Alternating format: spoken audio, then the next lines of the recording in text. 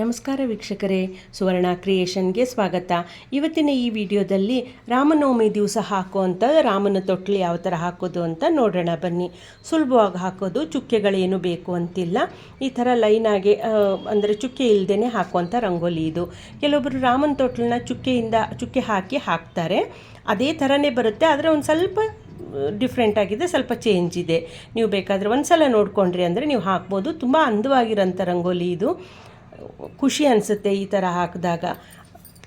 ನೋಡಿ ಈ ಥರ ಲೈನ್ಗಳು, ಅಂದರೆ ನಾನು ಮಾಮೂಲಾಗಿ ಬರೀ ದೇವ್ರ ಮನೆಯಲ್ಲಿ ಶಂಕುಚಕ್ರ ನಾಮ ದೇವರು ರಂಗೋಲಿಗಳನ್ನ ಹಾಕೋದು ಅಭ್ಯಾಸ ಇದೆ. ಕೆಲವೊಬ್ಬರು ದೊಡ್ಡ ದೊಡ್ಡ ರಂಗೋಲಿಗಳನ್ನೆಲ್ಲ ಹಾಕ್ತಾರೆ, ತುಂಬ ಅಂದವಾಗಿ ಹಾಕ್ತಾರೆ.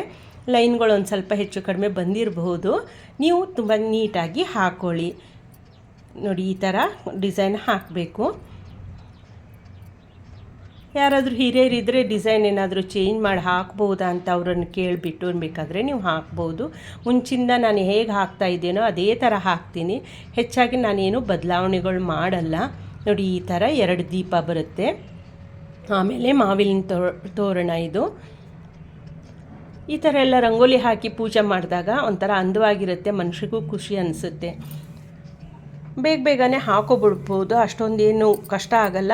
ಕೆಲ್ಸಕ್ಕೆ ಹೋಗ್ತೀರಾ ಅಂತಂದರೆ ಸ್ವಲ್ಪ ಬೇಗ ಎದ್ದು, ಪ್ರಾತಃ ಕಾಲದಲ್ಲಿ ಬೇಗ ಎದ್ದು ಹಾಕೊಂಡ್ಬಿಟ್ರೆ ತುಂಬ ಚೆನ್ನಾಗಿರುತ್ತೆ. ನೋಡಿ ಈ ಥರ 2 ದೀಪ ಬರುತ್ತೆ.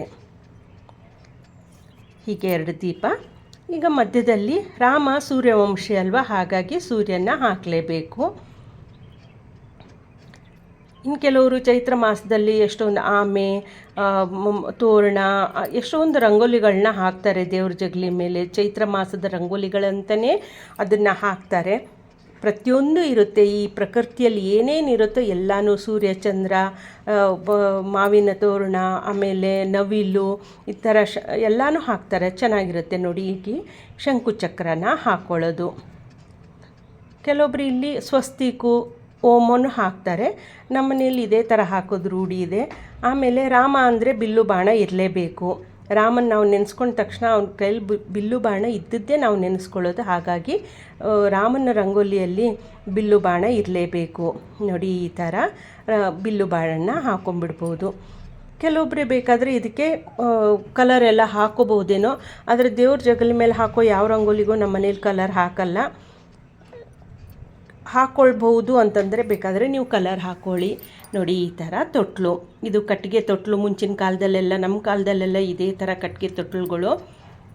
ಅದೇ ಡಿಸೈನನ್ನು ರಾಮನ ತೊಟ್ಲು ಅಂತಂದರೆ ಈ ಡಿಸೈನ್ ಇದ್ದೇ ಇರುತ್ತೆ. ಹೀಗೆ ಸುಲಭವಾಗಿ ಮಾಡ್ಕೊಳ್ಳುವಂಥದ್ದು.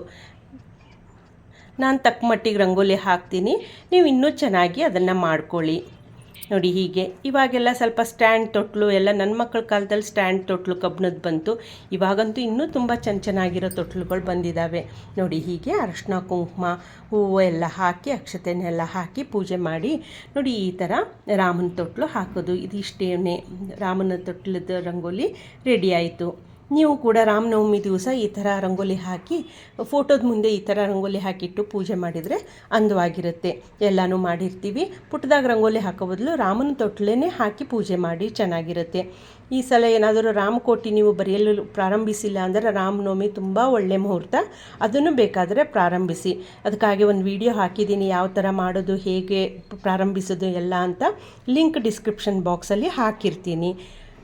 ನಿಮಗಿನ್ನೇನಾದರೂ ನಿಮ್ಮ ಅನಿಸಿಕೆ ಅಭಿಪ್ರಾಯಗಳನ್ನ ತಿಳಿಸಿ.